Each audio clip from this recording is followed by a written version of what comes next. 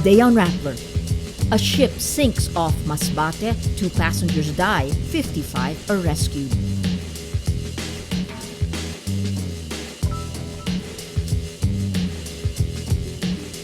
The Philippine Stock Exchange falls sharply for a day. Malacanang blames external factors.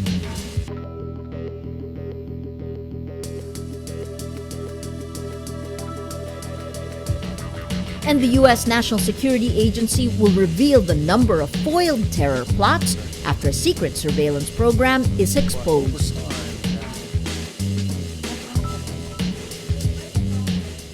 Hello, I'm Maria Ressa. Welcome to Rappler, your social news network.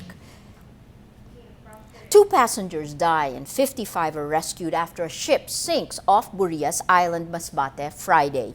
Civil Defense Regional Director Bernardo Alejandro says the 55 documented passengers of MV Our Lady of Mount Carmel have been rescued.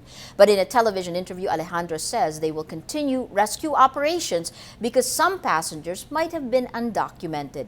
Officials do not know the cause of the incident yet. Ship Captain Lauro Mateo says the ship may have been unbalanced by 2 passenger buses and a large truck it was carrying.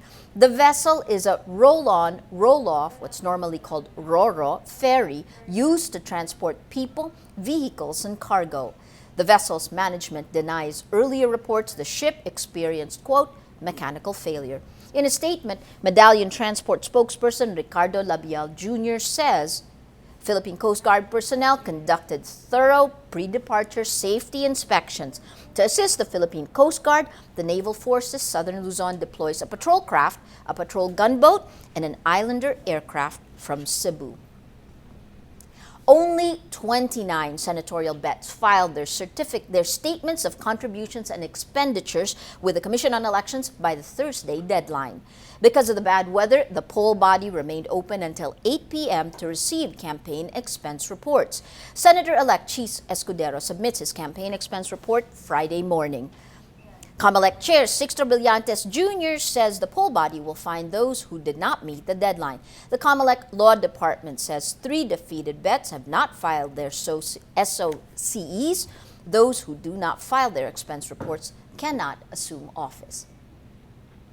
The pilots of the Sabu Pacific plane involved in a runway incident at the Ninoy Aquino International Airport are suspended pending results of an investigation. On Thursday, the plane skidded to the right portion of the NAIA runway after it landed during heavy rain, damaging 5 runway edge lights. None of the 95 passengers are hurt. The Civil Aviation Authority of the Philippines says the probe and the pilot's suspension are part of protocol. In a statement, Sabu Pacific says the aircraft is currently undergoing a thorough check and awaiting release back into service. The NAIA incident does not disrupt operations of the airport, the country's main international gateway. The incident happens less than 2 weeks after another Sabu Pacific airplane skidded off the runway at the Davao International Airport. Malacanang says external factors caused Thursday's stock market tumble, the steepest one-day fall since the stock market crash in 2008. On Thursday, local shares plummet 442.57 points or 6.75% to 6,114.08 at the close of trade, almost wiping out the gains for this year. Presidential Communications Secretary Ricky Carandang points to a, quote, indiscriminate selling off of stocks by global fund managers as the main reason. He adds, we believe that this does not have any reflections on the fundamentals of the economy.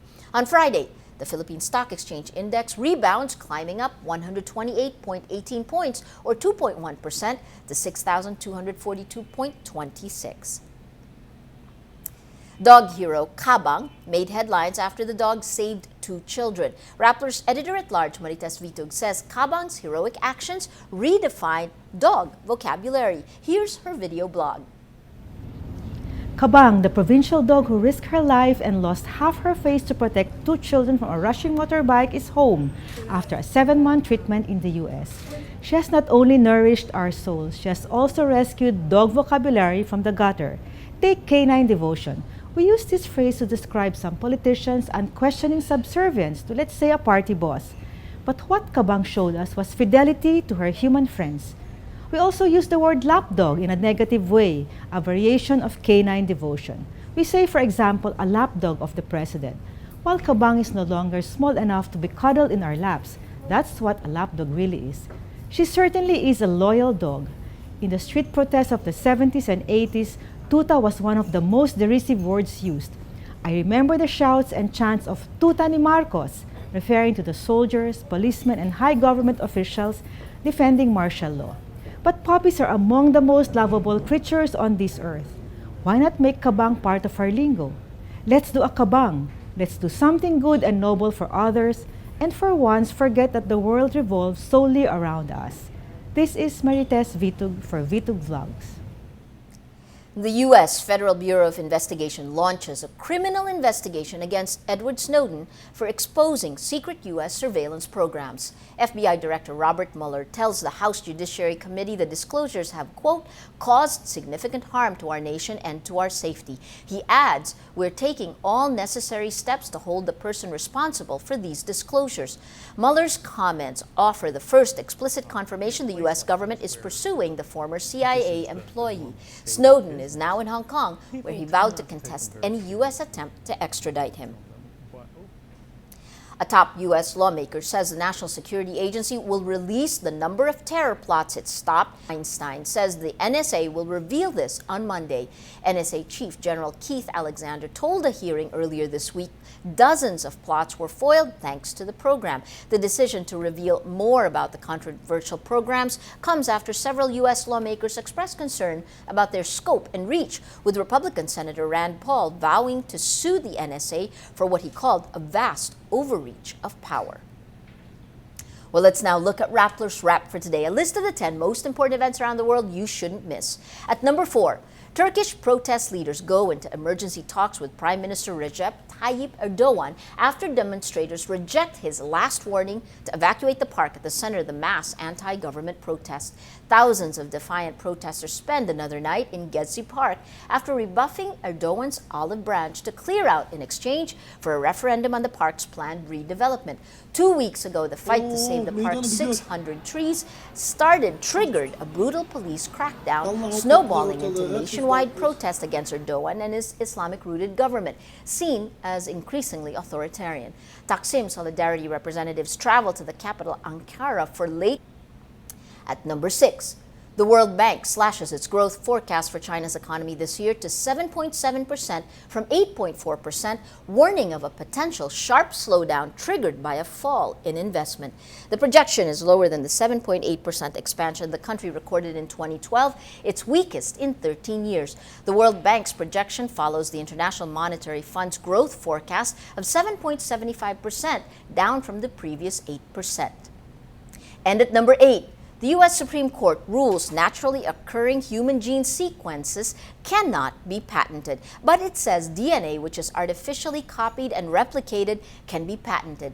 The court says a naturally occurring DNA segment is a product of nature and not patent eligible merely because it has been isolated, but cDNA is patent eligible because it is not naturally occurring. The 9 justices reviewed a 2012 appeals court decision which allowed a biotechnology company, Myriad Genetics Inc., to patent 2 genes it found had links to breast and ovarian cancer. For the full top 10, visit Rappler.com's The Wrap. Dwayne Wade flashes some of his old brilliance to push Miami Heat to a 109-93 victory over the San Antonio Spurs in Game 4 of the NBA Finals. Wade delivers his best performance in the series so far, reminiscent of the 2006 NBA Championship Series where he won Finals MVP. He tallies 32 points, 6 rebounds, 4 assists, and 6 steals. Reigning MVP LeBron James set the tone early for the Heat. He finishes with 33 points, the first time in the series he scored over 20. Every story on Rappler has a mood meter which gives you 8 emotions to choose from. Click how you feel and your vote comes down to the Mood Navigator that's in the middle of the front page. It crowdsources the mood of the day. It also gives you the top 10 events, the stories that have gotten the most votes on their mood meter. These are the events that have affected Rappler's readers the most. If you take a look, Sabu Pacific plane skids off the runway, that's 58% angry, 15% afraid. We have the story that's gotten the most number of votes in the mood meter. The blast victim's wife mulched charges versus Ayala. This is for the Surrendra blast on May 31. Strangely, it's divided, 32% happy and 50% angry. That red, as you can see, leading to the mood of the day. Today, most people are angry. Well, that's Rappler's Newscast for today, Friday, June 14th, 2013. Visit Rappler.com and watch our newscast Monday to Friday. Tell us how you feel on our mood meter and help us crowdsource the mood of the day. I'm Maria Ressa. As we say at Rappler, tomorrow begins today.